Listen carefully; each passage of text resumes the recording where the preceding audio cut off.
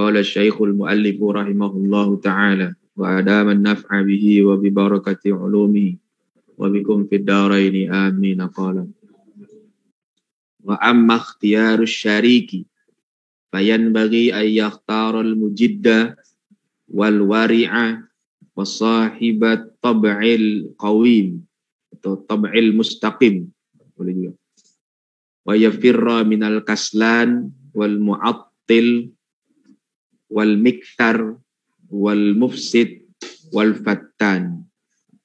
Sekarang kita masuk pembahasan tentang memilih teman, ya. Jadi selain milih ilmu, milih guru, penting juga memilih teman dalam belajar supaya kita tidak ketularan nggak baik. Wa amma ikhtiyarus syariki, adapun memilih teman, memilih kawan, fayan bagi ayyakhtarul mujidda, maka hendaknya dia memilih orang yang mujidda, yang sangat serius dalam belajar. Ya, jadi cari teman yang apa? Yang serius, yang orangnya senang belajar. Wal wari', dan teman yang wari'. Wari' itu yang punya sifat hati-hati bawa diri. Jangankan yang haram, ya, yang syubhat nggak mau dikerjain, yang makruh ditinggal, apalagi yang haram. Jadi orang yang wari', ya, itu adalah orang yang betul-betul pandai menjaga diri dari perbuatan dosa. Itu namanya orang yang wari'. Wattab'il qawim atau wattab'il mustaqim, dan orang yang punya karakter lurus, maksudnya akhlaknya baik. Berteman dengan orang-orang yang akhlaknya baik itu akan membuat kita jadi ikut baik.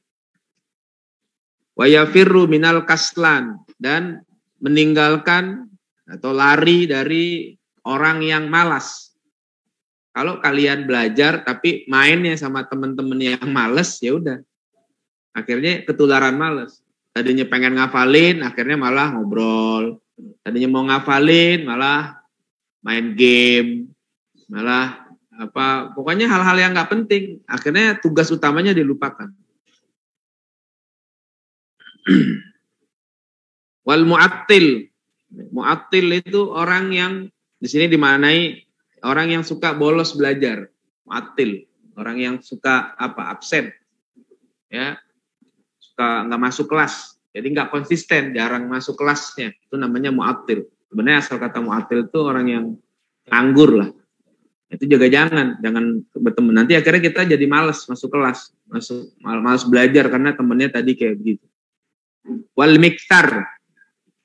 Miktar maksudnya orang yang banyak ngomong, bawel. Ya, banyak ngomong yang nggak perlu, maksudnya bukan ngomong yang baik. Kalau ngomong yang baik nggak apa-apa, tapi ngomong yang nggak penting, ngobrol aja gitu ya.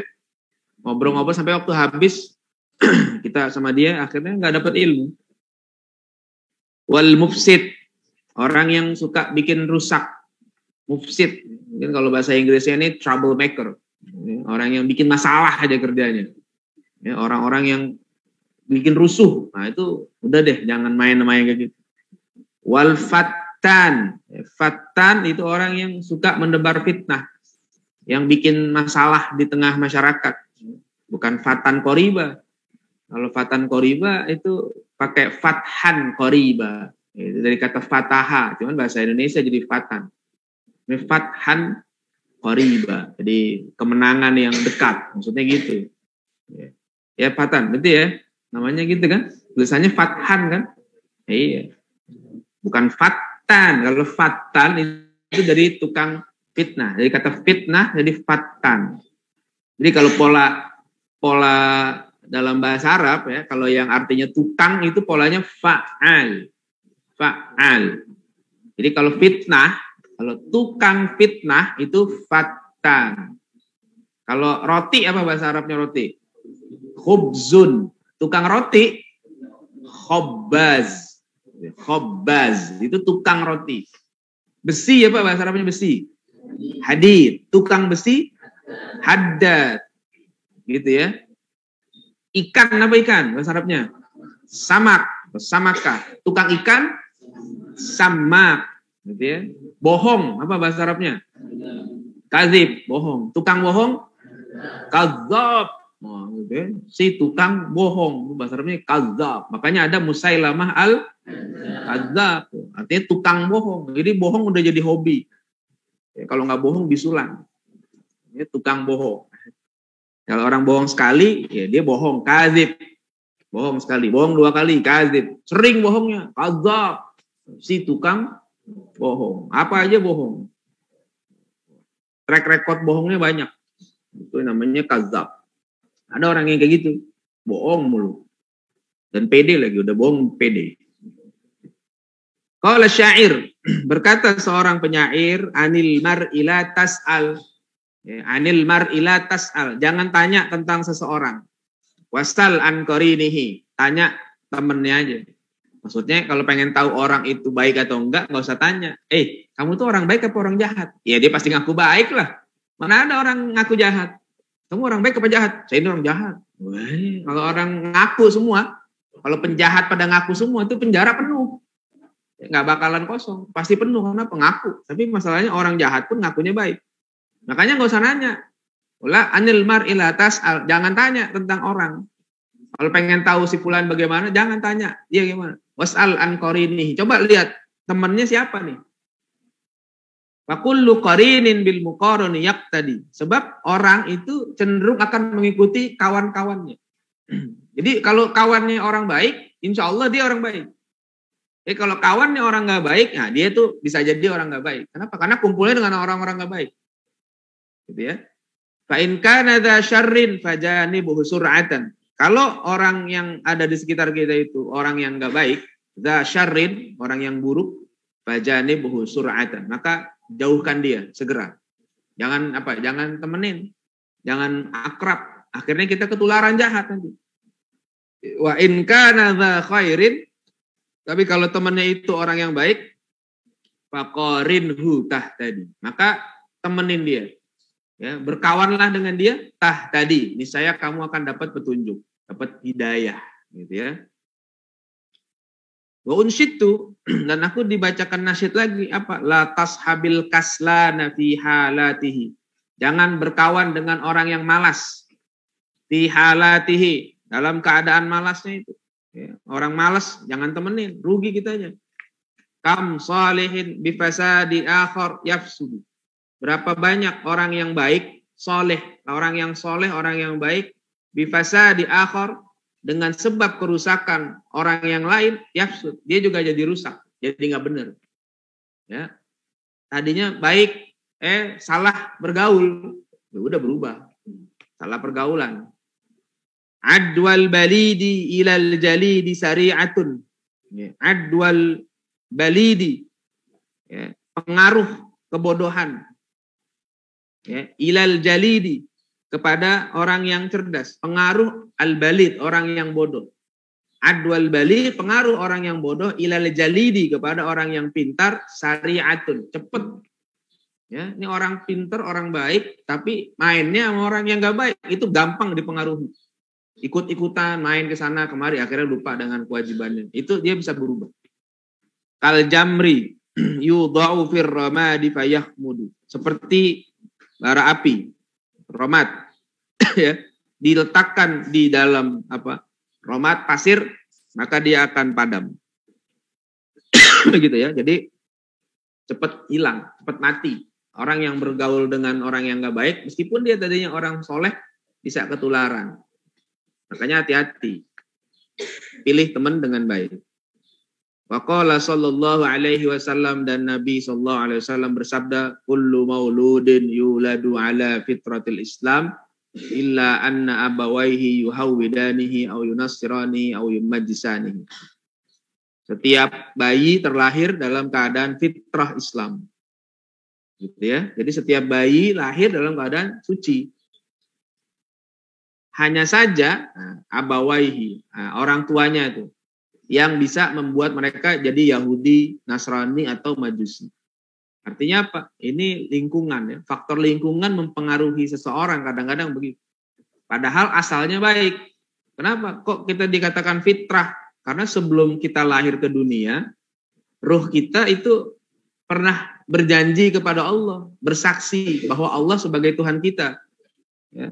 Alastu birabbikum qalu bala. Itu ketika Allah ajak ngomong ruh kita semua menjawab kalau Allah itu Tuhan kita. Tapi ketika di dunia, ketika ruh menyatu dengan jasad dan hidup di alam dunia yang banyak sekali alam sekitar kita ini pengaruh begini-gini, lupa. Kadang orang lupa dengan perjanjian asalnya pada Allah Subhanahu wa taala. Akhirnya ada yang menjadi Yahudi, Nasrani, Majusi. Itu karena faktor lingkungan. Ya, bahkan sekarang ada yang jadi ateis, ada yang jadi liberal, ada yang jadi pluralis. Kenapa? Karena faktor lingkungan.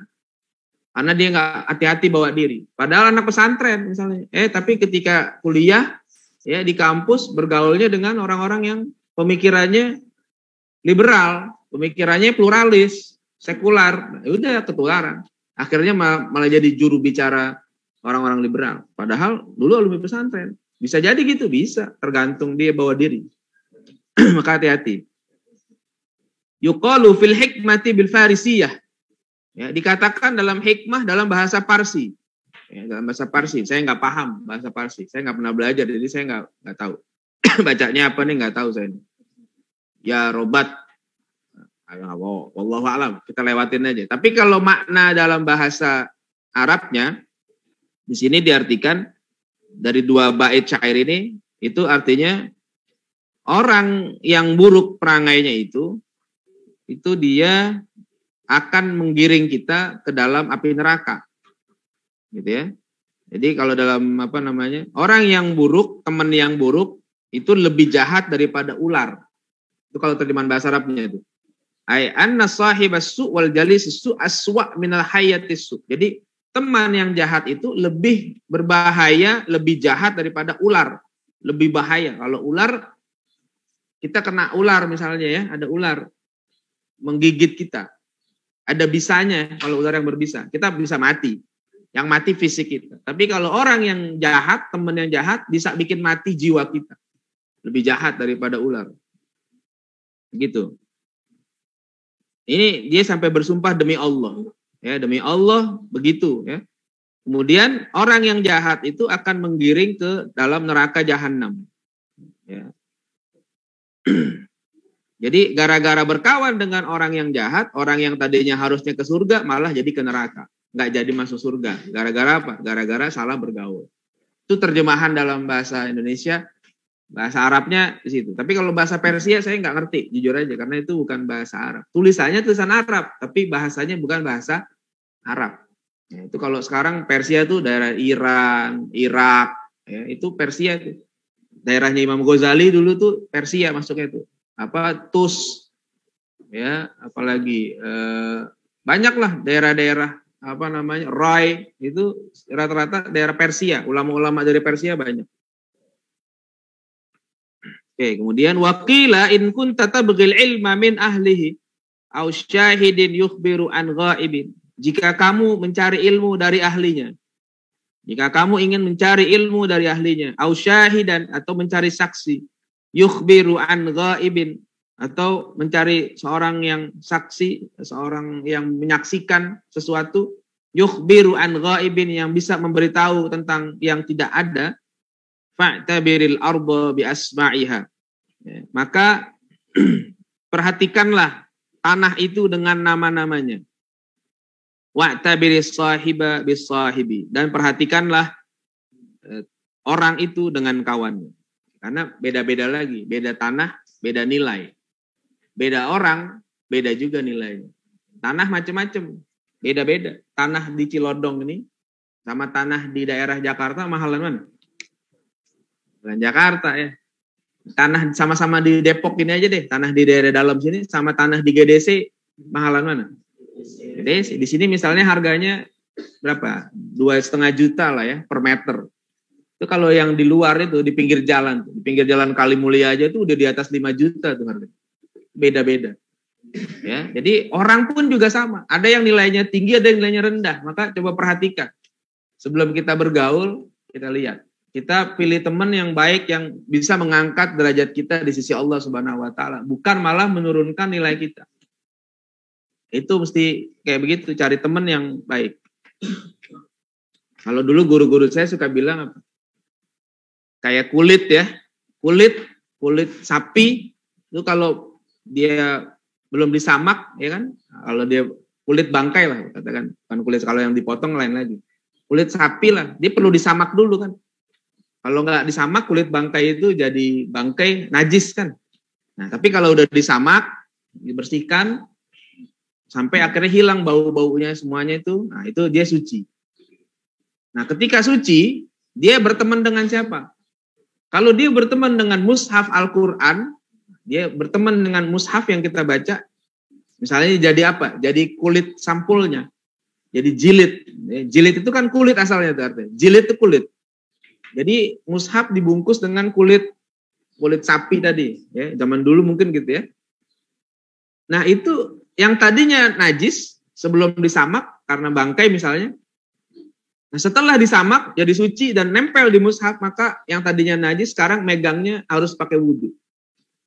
Kenapa? Karena berkawannya dengan mushaf, jadi mulia dia. Gitu kan?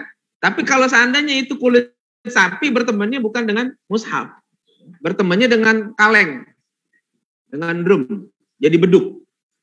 Nasibnya diapain? Dipukulin, ya, jadi hadroh, ya, dipukulin terus, tempeleng, ditawokin. Kenapa? Karena temannya beda. Jadi seperti itu juga kita, teman kita siapa? Kalau teman kita orang yang baik, insya Allah kita jadi baik. Teman kita rajin, kita ketularan rajin. Teman kita soleh, kita ketularan soleh. Tapi kalau kita milih temennya yang nggak baik, ya ketularan. Besok mau belajar, kata, udah cabut dulu yuk, pura-pura sakit yuk. Nah, dan macam-macam. Itu akhirnya nggak berhasil belajarnya. Maka jangan sepelekan apa? Nyari teman yang baik. Jangan sepelekan, cari teman yang baik untuk belajar. Sudah selesai. Sekarang masuk ke pasal baru, faslun fi ta'zimil ilmi wa ahlihi. Pasal tentang memuliakan ilmu dan ahli ilmu. I'lam anna talibal ilmi la yanalul ilma wa la yantafi'u bihi illa bita'zimil ilmi wa ahlihi wa ta'zimil ustadzi wa tauqirihi. Ketahuilah bahwa penuntut ilmu tidak akan mendapatkan ilmu dan tidak akan mendapat manfaat ilmu illa bita'zimil ilmi, kecuali dengan memuliakan ilmu, wa ahlihi, dan memuliakan ahli ilmu, apalagi guru, wa ta'zimil ustad, memuliakan ustadznya, gurunya, wa tauqirihi, dan menghormatinya. Jadi salah satu cara kita untuk dapat ilmu itu harus punya adab kepada guru. Kalau nggak punya adab kepada guru, ya nggak dapat ilmu. Kenapa? Kan kita belajar melalui perantara guru. Kalau sama gurunya kurang ajar, gimana mau dapat ilmu? Nah ini penting sekali. Faqad qila, dan dikatakan, ma wasala man wasala illa bil hurmati. Tidak ada orang yang sampai pada tujuan yang dia inginkan kecuali dengan hormat, dengan penuh rasa hormat, dengan penuh adab, gitu ya. Wa masaqata man saqata illa bitarkil hurmah. Dan tidak ada seorang yang jatuh dari kedudukannya illa bitarkil hurmah, kecuali gara-garanya apa? Tarkil hurmah. Kalau dia enggak hormat, dia meninggalkan adab. Jadi yang membuat orang itu jatuh itu bukan hanya ilmu, tapi karena enggak pakai adab jatuh. Qila dikatakan nih. Wakila dikatakan al-hurmatu khairun minat ta'ati. Hormat itu lebih baik daripada ta'at. Ta'at baik, hormat lebih baik. Ala taro, tidaklah kamu lihat, tidakkah kamu perhatikan, annal insana la yakfuru bil maksiyah. Manusia itu tidak menjadi kafir karena maksiat. Andaikan ada orang maksiat kepada Allah, dia nggak kafir. Misalnya, ada orang nggak sholat, kafir apa enggak? Enggak kafir, dosa dia tapi. Ramadan, ada yang nggak puasa siang hari nih, kafir apa enggak? Enggak kafir. Maksiat kan? Tapi enggak kafir, karena maksiatnya enggak kafir. Wa innama yakfuru bistighfafiha wa bitarkil hurmah. Dia bisa jadi kafir kalau nganggap remeh dan kalau tidak hormat dengan ketaatan tadi. Kalau dia nggak sholat, dia nggak kafir. Tapi kalau dia bilang, sholat nggak penting, kafir tuh. Ya, karena nganggap remeh. Dia bilang, sholat tuh nggak ada gunanya, percuma. Sejak sholat kita bukan tambah bener. Sejak sholat malah tambah sial, kafir. Misalnya ada orang ngomong gitu. Puasa, buat apa puasa? Bikin capek doang. Nyusahin aja puasa, itu bisa kafir. Kenapa? Istighfaf, nganggap remeh, melecehkan, ya, tidak ada hormat dengan syariat, kafir dia. Bukan karena nggak puasanya. Kalau nggak puasa doang, nggak kafir. Ada orang siang-siang Ramadan makan, dosa dia, kafir nggak? Nggak kafir. Orang yang berzina, kafir apa enggak? Enggak kafir. Orang yang berzina nggak kafir. Makanya ada dalam hadis orang berzina, terus lagi pulang dari berzinanya, dia ngasih minum apa? Anjing. Lalu kata Nabi, dia masuk surga. Ya, ada rahmat Allah di situ. Tapi ada orang yang nggak berzina, bisa jadi kafir. Kalau dia ngata, zina nggak apa-apa. Zina yang penting suka sama suka nggak masalah. Bisa jadi kafir tuh. Kenapa? Zina hukumnya halal atau haram? Haram. Jelas haram. Qat'i haram. Ada orang bilang zina nggak apa-apa, asalkan suka sama suka. Asalkan saling ridho, nggak apa-apa. Nah itu nggak boleh, mengubah hukum. Ya, yang nggak boleh tuh zina kalau seandainya diperkosa, itu nggak boleh. Tapi kalau sama suka, deal, oke, nggak masalah. Why not? Ya kafir bisa gitu. Kenapa? Istighfar. Karena nggak remeh, melecehkan hukum. Maka hati-hati. Jadi bisa jadi yang melakukan zina, dia berdosa. Tapi orang yang nggak berzina, tapi cara pandangnya terhadap zina seperti tadi, dia kafir. Makanya hati-hati. Makanya itu kenapa kita di pondok ini diajarin namanya Islamic worldview. Supaya kita punya cara pandang yang benar. Jangan sampai salah cara pandang kita. Ada orang yang nggak ngelakuin perbuatan dosa. Tapi pemikirannya sesat. Itu bisa keluar dari Islam. Kalau dia nggak hati-hati. Makanya jangan anggap remeh. Jangan anggap Islamic worldview memang penting. Penting banget. Ya, rusaknya amal itu tidak separah rusaknya pemikiran. Jadi kalau tadi rusaknya amal, dia maksiat, itu amalnya rusak. Tapi kalau pemikirannya masih benar, dia masih Islam. Ya, ente kenapa nggak sholat? Kan dosa. Ya tahu dosa. Awalnya lagi bete, lagi males. Tapi pikirannya masih benar, dia masih mengakui sholat itu wajib. Cuma dia nggak sholat, itu dosa. Tapi kalau ente kenapa nggak sholat? Buat apaan sholat? Emang penting. Nah itu pemikirannya yang rusak. Bukan amalnya aja, pemikirannya itu bisa membuat dia kufur. Maka hati-hati.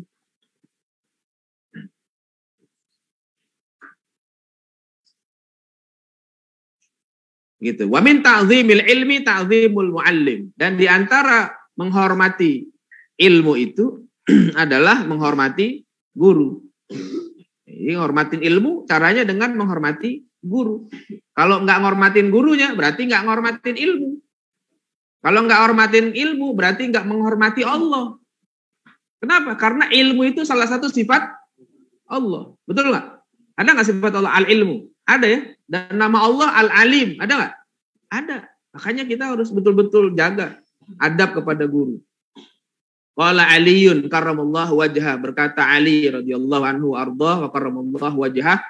Ana abdu man allamani harfan wahidan.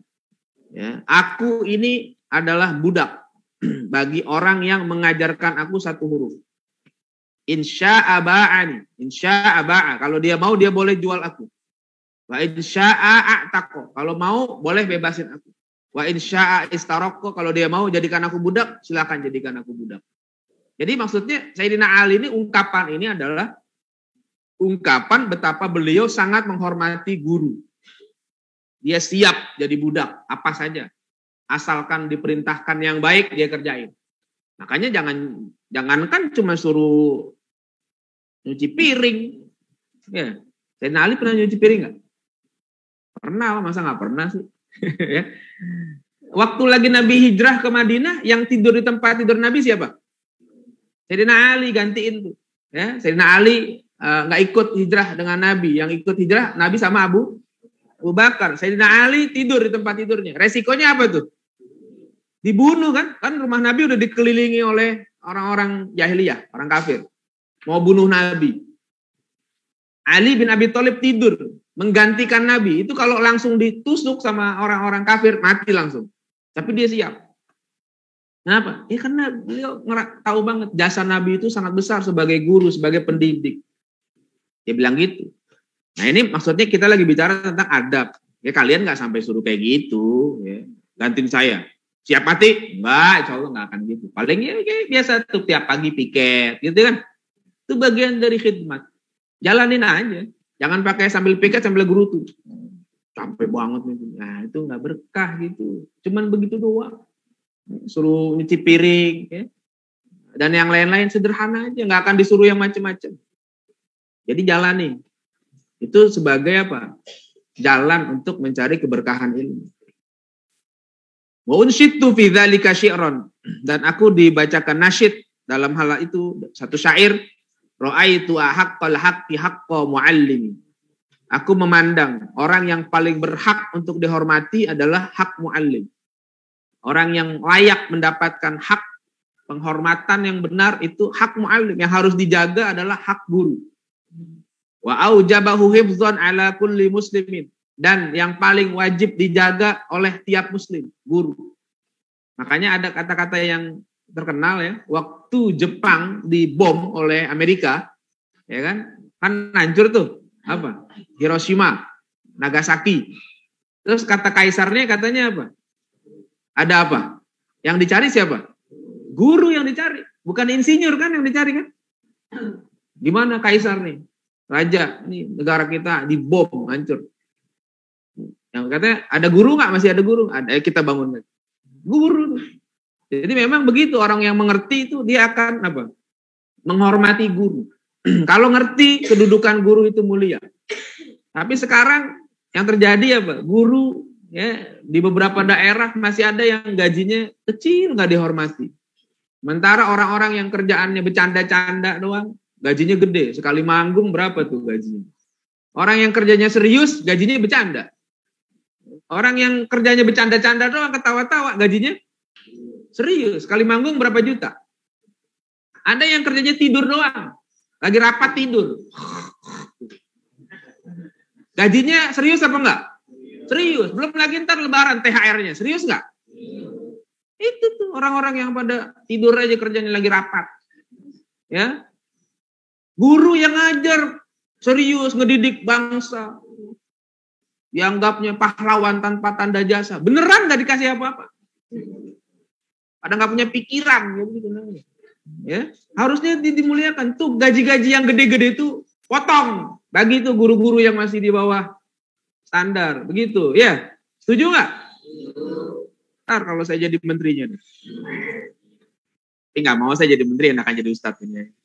Ya, ntar nggak bisa ngajak kitab khataman. Jadi itu penting, harus diperhatikan. Apa namanya? Kesejahteraan guru. Jangan sampai guru diabaikan. Kalau guru pada nggak ada, siapa yang mau ngedidik? Yang mau ngedidik umat siapa? Nggak ada. Yang mau ngedidik masyarakat, bisa baca, bisa nulis, bisa apa lagi, bisa belajar yang baik. Siapa? Mau dididik sama orang-orang yang kerjanya tidur dan bercanda-canda gitu, mau jadi apa negara kita? Nggak benar. Laqad haqqa ayyuhda ilaihi karamatan. Pantas, ya, laqad haqqa, benar, maksudnya benar itu sangat layak, sangat pantas. Ayyuhda ilaihi, diberi hadiah untuk para guru karomatan sebagai penghormatan bagi mereka, li ta'limi harfin wahidin alfu dirhamin, untuk ngajarin satu huruf 1000 dirham. Kalau perlu begitu. Ya, kalau perlu begitu. Nah, sekarang gaji gurunya berapa? Yang di daerah-daerah masih ada yang cuma 200.000. Sekarang 200.000, beli minyak goreng aja dapat berapa? Emang dia mau nguyup minyak goreng doang? Ya, minyak goreng harganya mahal. Itu guru mau makan apa? 200.000 gajinya. Ayo, gimana coba? Coba tuh yang punya duit banyak tuh. Ya, yang pada punya kuasa, pejabat-pejabat yang katanya crazy rich, jangan jadi orang crazy aja. Ya, kasih itu guru-guru yang kurang sejahtera, dukung. Satu huruf kalau perlu 1000 dirham. Coba kalau di kurs sekarang berapa rupiah? Satu huruf. Sekarang berapa huruf? Tadi saya ngajar berapa huruf? Bayar loh. Ya kan gitu tuh. Ya, jadi maksudnya apa? Perhatian. Makanya dulu pada masa Abbasiyah ya, gimana kemajuan Islam itu keilmuannya tinggi karena khalifahnya mendukung keilmuan. Dibayar, didukung, terjemahkan buku-buku, digaji. Para ulama dulu yang nulis kitab itu dibayarnya dengan apa? Ditimbang pakai emas tuh kitabnya. Dia nulis berapa jilid, begitu ditimbang sekian kilo. Misalnya ditimbang 5 kilo, dikasih emas seberat 5 kilo. Saking menghormat. Tapi ulama-ulama kita bukan motivasi nulisnya pengen dapat duit, enggak, memang nulis aja berkhidmat pada umat. Tapi itu apresiasi dari penguasa ketika itu. Mana siapa yang nulis kitab ini? Oke, bagus dibacakan segala macam. Udah dikasih hadiahnya begitu. Nah, ulama yang dapat hadiah itu dia dibagi-bagi lagi sama dia, dibuat beli buku lagi, dibuat beli bahan-bahan begitu. Ahli ilmu itu yang harus dihormati. Tapi yang nggak akan hormati kalau dia nggak ngerti ahli ilmu. Yang dihormati ya orang-orang yang nggak jelas hidupnya. Ahli ilmu nggak dihormati. Orang yang nggak membangun negeri dihormati, tapi orang yang membangun negeri justru diabaikan karena nggak paham ilmu. Kalau kita harus menghormati para guru. Fa inna man 'allamaka harfan mimma tahtaju ilaihi fid din fa huwa abuka fid din. Karena orang yang mengajarkanmu satu huruf yang kamu butuhkan dalam urusan agama, maka dia ayahmu juga dalam agama. Tuh, jadi orang tua kita ada banyak nanti, ada 3. Orang tua kita bukan cuma yang melahirkan kita, tapi juga yang mengajarkan kita itu orang tua. Jadi kalau saya ditanya, Ustadz anaknya berapa? Anak kandung 2. Tapi anak didik banyak. Kalian nih anak saya semua. Cuma masalahnya nggak saya kasih jajan. Doang. Ya. Jadi kalau ditanya anak kandung 2, iya. Tapi kalau yang lain anak didik. Punya tanggung jawab yang sama. Jadi ayah kalian itu bukan cuma yang melahirkan, tapi juga emang ayah melahirkan? Loh, ayah melahirkan nggak? Melahirkan. Cuma dititip di rahim ibu. Loh. Ayah bahasa Arabnya apa? Selain abu apa? Walid. Kalau ibu walidah atau walid itu kan atas kata walada, melahirkan. Walid, ayah itu melahirkan juga. Cuma nitip 9 bulan di perut ibu, di rahim. Bu, nitip ya. Itu kalau nitip sendal di masjid 9 bulan berapa bayar itu? Jadi kalian itu dari apa? Dari ayah. Ya, dipertemukan dengan sel telur ibu, dititip 9 bulan. Begitu lahir, begini jadi itu. Ada yang 2 kilo, ada yang 3 kilo. Ya, macam-macam tergantung beratnya. Minimal rata-rata 9 bulan udah lahir ya. Paling cepat 6 bulan. Paling lama 4 tahun di kandungan. Ya, di kitab-kitab fikih disebut ada orang yang di kandungan sampai 4 tahun. Cuman sekarang nggak ada orang yang di kandungan 4 tahun ya. Ada nggak? Wah, kalau 4 tahun di kandungan begitu lahir langsung ke PAUD daftar. Gitu ya. Bisa langsung begitu lahir udah bukan cuma dapat nama ya, dapat formulir pendaftaran. Jadi orang tua itu yang melahirkan bukan cuma ibu. Ibu melahirkan iya, ayah juga sebenarnya cuma bukan dalam bentuk fisik jadi ya. Bahan mentahnya tuh dititip ya. Saya titip dulu nih 9 bulan. Terus dia kerja deh, nyari uang buat biaya operasi, biaya melahirkan. Ibu yang jalan tuh. Ya, dari kecil sampai akhirnya besar. Nah, itu begitu. Jadi ayah juga melahirkan sebenarnya. Cuma jangan dicek nanti ayah cek juga dong ke bidan. Enggak lah. Enggak usah. Enggak usah. Wa kana ustadzuna Syekhul Imam Sadiduddin Asy-Syirazi rahimahullahu taala yaqul. Ya, dan guru kita Syekhul Imam Sadiduddin Asy-Syirazi rahimahullahu taala beliau berkata, qala masyayikhuna, berkata guru-guru kami rahimahumullah, apa? Man arada ayyakuna ibnuhu aliman fayanbaghi ayyura'iyal ghuraba minal fuqaha. Barang siapa yang ingin anaknya jadi orang ahli ilmu, man arada ayyakuna ibnuhu aliman. Ini rumus nih. Barang siapa yang pengen anaknya jadi orang alim, fayanbaghi ayyura'iyal ghuraba minal fuqaha. Maka selayaknya dia menjaga ya, para ahli fikih, para ulama maksudnya ya, orang-orang ulama yang sudah langka, susah, ya, yang soleh, ulama-ulama jaga. Ngapain? Wa yukrimahum, muliakan mereka, wa yut'imahum, kasih makan mereka kalau ada uang, wa yu'azzimahum, muliakan, agungkan mereka, wa yu'tiyahum syai'a, dan kasih hadiah buat mereka. Ini rumus kalau pengen punya anak orang alim. Fa illam yakun ibnuhu aliman, kalau anaknya enggak jadi orang alim, yakunu hafiduhu aliman. Nanti cucunya ada yang jadi orang alim. Ini rumus. Nggak percaya? Ya nggak apa-apa. Tapi saya udah membuktikan. Maksudnya merasakan. Gitu ya. Dan kisah para ulama banyak gitu. Ya, yang nulis tentang Imam Ghazali itu tahu tuh. Imam Ghazali itu ayahnya bukan orang alim. Bukan ulama. Ayahnya cuma pedagang benang wol. Tapi begitu dapat untung dari dagangnya itu selalu dia hadir ke majelis-majelis para ulama, ya. Kemudian dia bawain uang, dia beliin makanan buat ulama, ya. Pada saat itu dia berdoa sama Allah, ya Allah, saya pengen anak saya jadi orang alim, saya pengen anak saya jadi ahli fikih. Itu waktu itu ibunya Imam Ghazali lagi mengandung Imam Ghazali. Begitu lahir, benar Imam Ghazali jadi ulama fikih paling hebat pada masanya. Terus nggak lama mengandung lagi anaknya yang kedua, Ahmad Al-Ghazali, adiknya Imam Ghazali. Ayahnya begitu juga, datang ke majelis-majelis ulama, berdoa, bagi hadiah, minta ya Allah anak saya biar jadi ulama. Itu dua-duanya anaknya jadi ulama semua. Kenapa? Karena memang baik kepada para ulama. Maka kalau kita pengen keturunan kita jadi ahli ilmu, jangan pelit kepada ahli ilmu, pada ulama, pada guru-guru. Jangan pelit. Ini bukan berarti, bilang aja Ustaz pengen dikasih. Enggak, saya nggak pengen dikasih. Ya, ini cuma ngajarin. Dan ini bukan berlaku untuk saya. Maksudnya jangan nanti pikir ke saya. Enggak. Kepada siapapun guru, ahli ilmu, datang, berbuat baik. Meskipun kita nggak pernah ngaji langsung kepada mereka, tapi kalau kita tahu itu ahli ilmu, kita muliakan mereka.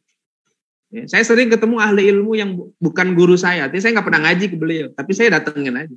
Kalau saya lagi jalan keluar kota gitu ya, ke Dalwa misalnya saya ngajar, saya suka tanya, siapa di sini ulama tuanya siapa? Saya pengen datang silaturahim. Saya datang silaturahim. Kita kasih hadiah seadanya berapa. Mudah-mudahan ada sebab kayak begitu. Niatin kayak begitu. Siapa tahu nanti Allah kasih keberkahan, jadi ahli ilmu. Salah satu keluarga kita ada nanti jadi ilmu kayak begitu. Jadi jangan nganggap remeh. Jangan nganggap, males. Nah, itu ada efeknya. Saya kalau tahadus bin nikmah begitu ya, begini bisa ngajar ya meskipun nggak pernah mondok pesantren, nggak pernah kuliah ke luar negeri. Kalau kuliah ke luar negeri di kampus swasta pernah, luar negeri kan, kalau kampus UI kan negeri gitu kan. Ya, kampusnya. Kalau ini saya di kampusnya swasta, nggak apa-apa. Luar negeri juga, di luar kampus negeri maksudnya. Itu, tapi alhamdulillah ada sedikit ilmu masih bisa bermanfaat. Kenapa? Saya ingat dulu tiap Selasa itu saya nganterin makanan ke rumah guru ngaji saya. Tiap Selasa. Dulu kakek saya itu dagang soto babe Haji Sutara. Nah, sekarang udah tutup karena nggak ada yang ngelanjutin. Tiap Selasa tuh pagi saya nganterin pakai rantang. Rantangnya 4 lantai. Ya kan? Bawahnya nasi, atasnya soto, terus ada emping, ada sambal, acar dan sebagainya. Bawa. Tiap hari Selasa saya yang nganterin ke rumah guru saya. Dan guru saya nungguin, anak-anaknya juga sampai udah gede dewasa, anaknya sekarang salah satunya udah punya pesantren di Banten. Tuh kalau ngobrol ketemu, dia cerita ke saya apa? Dulu waktu ente bawa soto ke rumah, kalau ente belum datang, aneh nggak mau berangkat sekolah katanya. Kata anaknya, anak pertamanya kan umurnya nggak jauh beda sama saya. Cerita dia katanya, Ustadz, ingat nggak dulu antum bawa soto tiap hari Selasa ke rumah? Iya. Itu kalau ente belum datang, aneh nggak mau berangkat sekolah. Soto katanya, enak, daging. Pagi-pagi sarapan soto, enak. Berkahnya begitu, ada sebabnya. Jadi ini tahadus bin nikmah ya, maksudnya pengalaman yang coba saya bagi ke kalian. Begitu caranya. Bukannya berarti saya juga, kalau gitu Ustaz. Enggak, kalian enggak mesti. Bukan nama saya, sama siapapun guru-guru kalian, guru SD kalian, guru SMP kalian, ya, guru-guru yang pernah di pondok dulu dan sebagainya, itu tetap dimuliakan. Jadi itu perlu ada berkahnya. Ya, jangan kita pelit sama guru, jangan. Ya. Makanya saya suka ingetin teman-teman, bukan untuk kepentingan pribadi, enggak, saya suka nyontoin aja, kasih teman-teman. Ya, kemarin kayak Ramadan, sebelum Ramadan saya munggah. Semua guru tuh saya datangin tuh guru-guru saya. Meskipun guru saya udah wafat. Guru-guru saya udah pada wafat. Tapi kan keluarganya masih ada. Saya nggak putusin hubungan dengan keluarganya.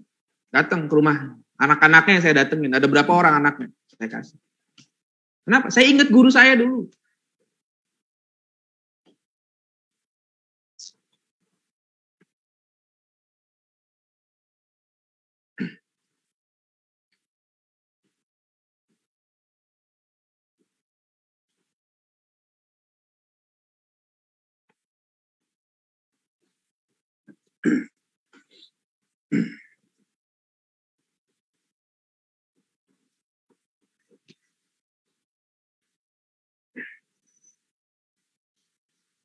Ya gitu ya kira-kira. Jadi ini pelajaran aja gitu. Jadi penting ya. Jadi saya pesan aja buat kalian gitu. Jadi bukan untuk pribadi saya. Saya ngajar ini bukan maksudnya supaya kalian menghormati saya, enggak.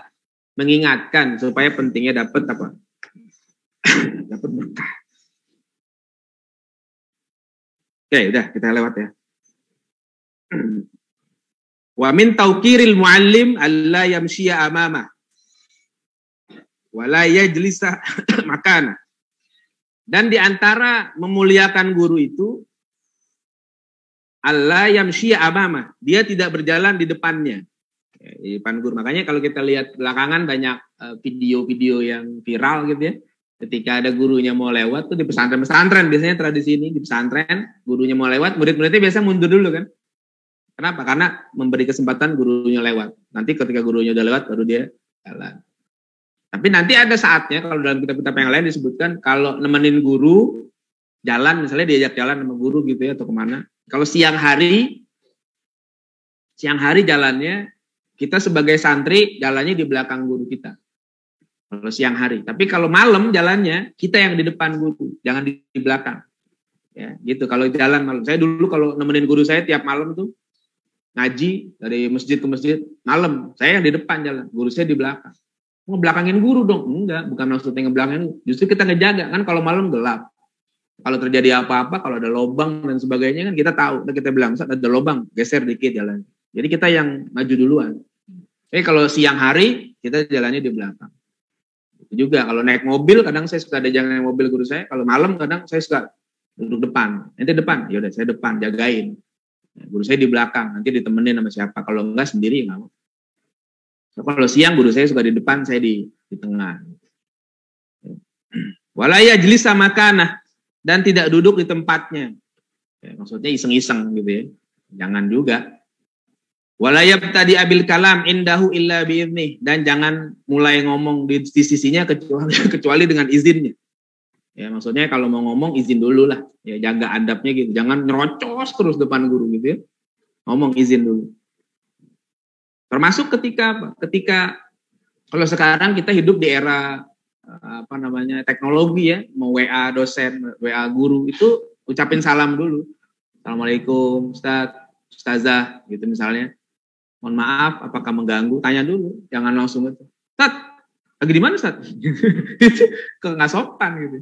Jangan gitu aja. Enggak, tapi itu penting kita ngomong. Saya pun kalau WA guru saya hari ini selalu gitu. Assalamualaikum Kiai. Ada waktu, kalau ada waktu saya bisa boleh telepon atau kapan gitu. Saya tanya kalau oke bisa, baru saya telepon. Kalau enggak, oke nanti aja. Hanya lagi di jalan. Oh iya, nanti aja deh. Saya telepon balik. Terus jadi kita perlu izin dulu. Jangan sembarangan. Jangan mentang-mentang dekat sama guru terus akhirnya jadi lupa adab. Nah, itu kadang-kadang yang jadi hilang berkah karena gitu juga. Wala yukthirul kalam indahu illa bi'idznih. Jangan banyak ngomong di depannya kecuali dengan izinnya. Jangan banyak ngomong, seakan-akan lebih alim jadi. Biasa aja. Gurunya yang ngomong, kita dengerin aja. Lebih banyak mustami lah. Itu akan lebih baik. Wala yas'alu syai'an inda malalatihi, dan tidak bertanya kepada guru tentang sesuatu inda malalatihi, ketika dia sedang capek, sedang mungkin lelah, sakit atau apa, udah sabar aja. Jadi harus tahu sikon.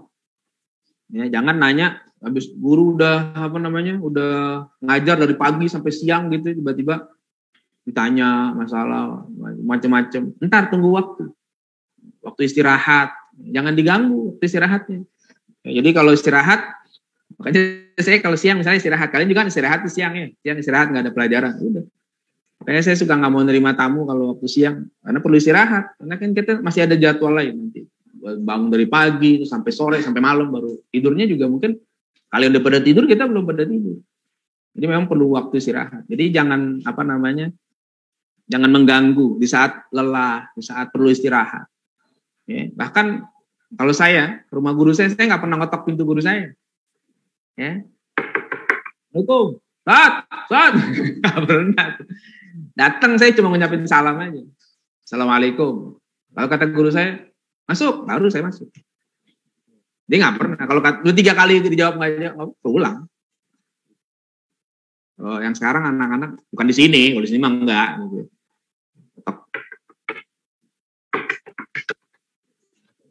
Janganlah. Kalau saya nggak gitu. Saya kalau sama guru saya selalu duduk di luar dulu. Assalamualaikum. Kalau kata guru saya masuk. Masuk juga saya masuk doang. Biasanya masuk aja. Duduk nggak? Belum duduk. Kalau duduk. Kalau enggak saya diem aja. Nanti diri aja duduk. Nah, itu saya. Kalau kalian beda dari saya nggak apa-apa. Kalau di tempat saya sih nggak ada kursi, jadinya nggak bisa duduk. Jadi maksudnya jaga jangan sampai mengganggu. Wa yura'iyal waqta, jaga waktu dengan guru. Kalau belajar jangan telat. Itu adab. Kalau belajar sama gurunya telat, nah itu berarti dia nggak jaga waktu. Disiplin, biasain. Jangan molor, jangan ngaret waktunya. Jadi harus, misalnya ngajinya jam berapa nih? Jam 8. Ya sebelum jam 8 datang. Jangan malah datangnya 8:30. Kecuali ada uzur ya. Kalau ada uzur, nggak masalah. Tapi kalau nggak ada uzur, datang tepat waktu. Kalau nggak, jangan. Ya. Saya pernah diusir sama guru saya dulu gara-gara telat. Jadi belajar disiplin. Bukan nggak ada uzur waktu saya sakit perut. Tapi memang guru saya yang satu ini sangat disiplin. Begitu saya datang, mengucapin salam, Waalaikumsalam. Guru saya dari jauh udah gini. Udah tahu tuh, ini jam berapa nih gitu. Nanti kalau mau ngaji yang serius, ya Ustaz. Udah saya datang, masuk, cium tangan doang, pulang. Pulang. Ngaji yang bener. Diomelin sama guru saya. Ditegur, kenapa? Telat, bukan nggak datang, telat. Kalau nggak datang, mau parah lah. Datang telat. Ada uzur, waktu itu saya sakit perut. Ya, karena sakit perut, jadi telat datangnya. Masih diomelin. Nggak, udah telat pokoknya. Kesepakatannya datang ke sini harus on time. Telat, nggak boleh datang. Sampai gitu. Tapi saya nggak kayak gitu kan. Telat saya omelin nggak? Enggak, saya baik hati dan tidak sombong. Pokoknya, tapi kalau seandainya idealnya gitu tuh, disiplin waktu, bener-bener. Jadi kalau nggak datang ya udah, tinggal, harus on time. Wala yadukul bab, nah itu ada tuh. La yadukul bab, tidak ngetuk pintu. Ada nggak kitabnya itu? Ada tuh. Ini salah satu kitab yang pertama saya baca sejak ngaji, makanya saya coba amalin. Nggak pernah saya ngetok-ketok pintu rumah guru saya. Tok. Bal yasbir hatta yakhruja. Tapi sabar, tunggu sampai keluar. Kalau bertamu ke rumah guru gitu. Janjian dulu apa. Kalau enggak ya sabar, tungguin. Enggak sabar. Tok-ketok. Ditelepon berapa kali. Tat, angkat dong, Tat, angkat tuh. Nggak gitu ya, adab kita beda. Di pesantren itu diajarkan adab. Makanya tetap harus jaga. Wafil jumlah, kesimpulannya, yatlubu ridhohu, cari ridho guru. Itu kesimpulan sederhananya gitu. Jadi belajar itu bukan sekedar nyari ilmu, tapi cari ridho guru. Jangan sampai ilmu dapat, guru nggak ridho. Wah, rugi. Wajtanibu suhtah, dan jauhi, jangan sampai guru marah sama kita. Maksudnya marah bukan marah. Maksudnya jangan sampai guru sakit hati, kira-kira gitu. Jangan nyakitin hati guru dengan perilaku kita yang nggak baik. Ya. Jadi jangan sampai kita malah ngerjain hal yang membuat guru kita jadi kecewa. Wa yamtathilu amrahu fi ghairi ma'siyatillah. Dan laksanakan perintah guru selama bukan maksiat kepada Allah. Jadi selama bukan maksiat diperintahin jalan. Bismillah. Apa disuruh ngapain? Tolong buangin sampah, buang sampahnya. Jangan pakai bilang ya Allah kotor Ustaz ya. Ya, disuruh. Ya, apa aja disuruh. Yang baik. Tapi kalau maksiat jangan, ya, jangan mau, haram. Ya, fa innahu la ta'ata li makhluqin fi maksiatil khaliq. Karena tidak ada ketaatan kepada makhluk kalau maksiat kepada khaliq, kepada Allah. Jadi selama perintah itu perintah yang baik, mampu kita kerjakan. Ya, hapus papan tulis misalnya gitu. Gampang kan, bisa kan? Apa saja pokoknya yang baik-baik kerjakan. Tapi kalau maksiat ya tinggalkan, jangan. Kita harus apa? Harus cari ridho lewat khidmat itu. Insya Allah nanti ada berkahnya di kita yang akan merasakan berkah itu. Tapi kalau kitanya menganggap sama guru nggak perlu hormat gitu ya, kita nanti akan kehilangan berkah itu. Kama qala Nabi sallallahu alaihi wasallam, bagaimana sabda Nabi alaihi salatu wasallam, inna syarran nasi man yudhibu dinahu di dunia ghairi.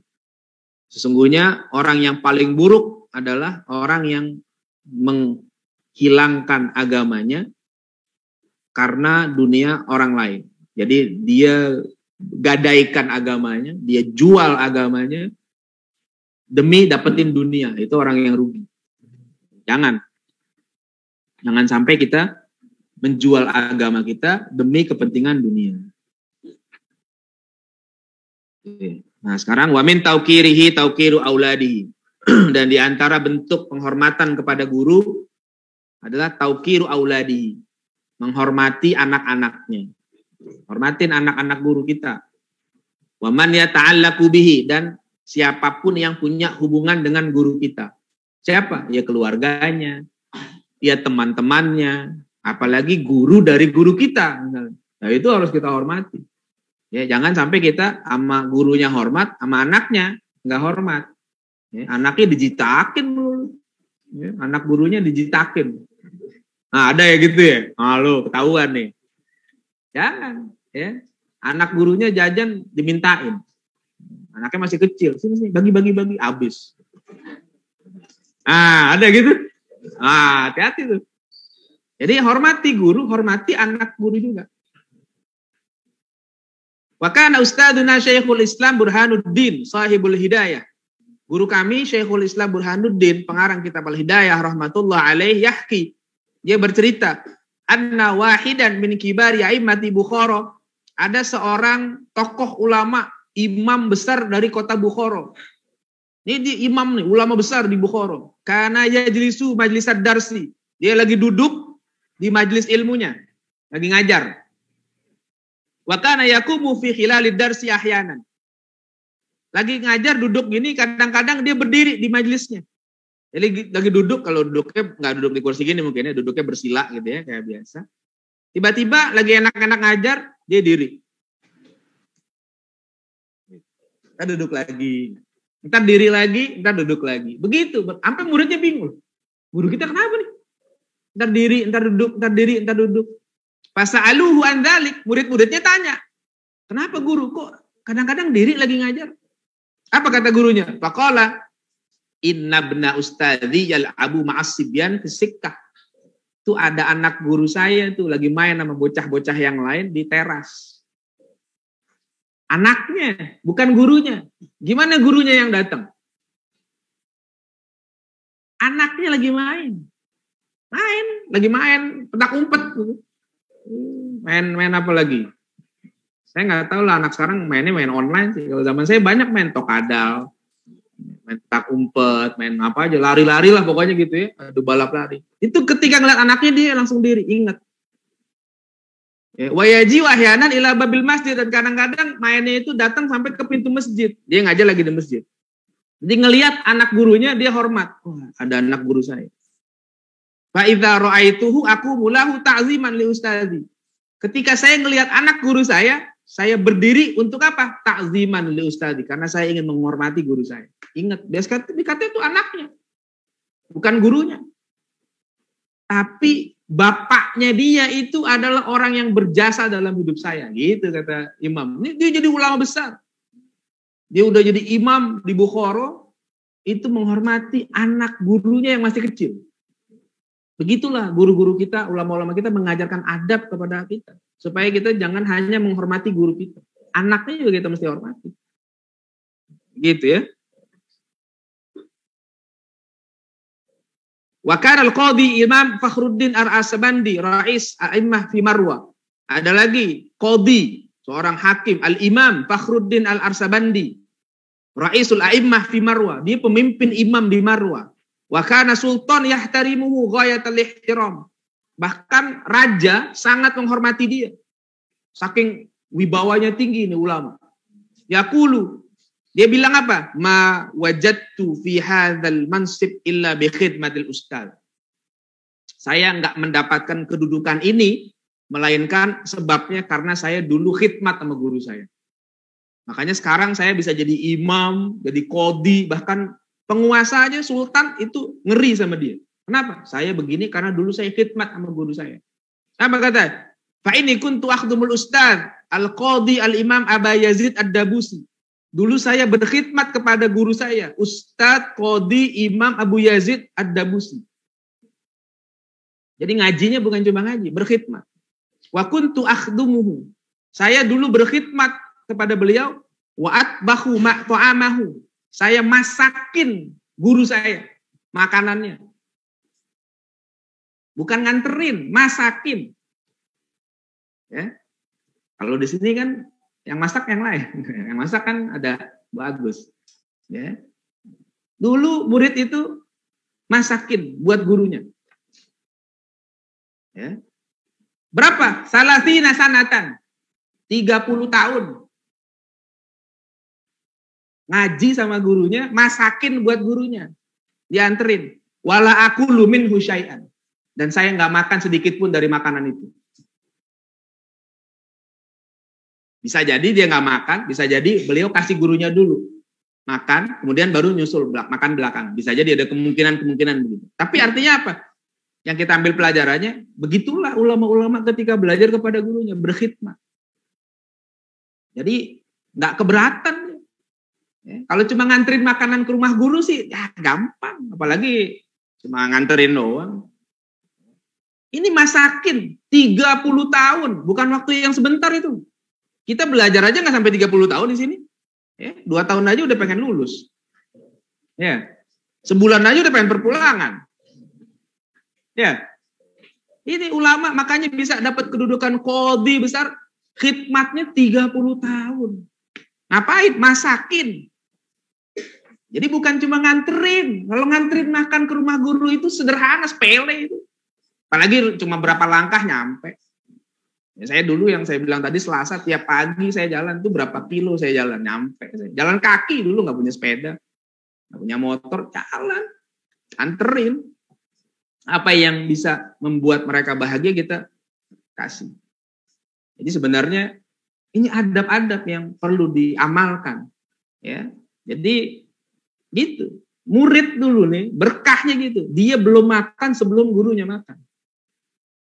Itu adabnya. 30 tahun begitu. Kuat nggak tuh istiqomah? Ini karomah luar biasa. Kenapa? Istiqomah 30 tahun berkhidmat. Masakin gurunya, dia nggak makan. Ada yang begitu sekarang? Ada di sini begitu?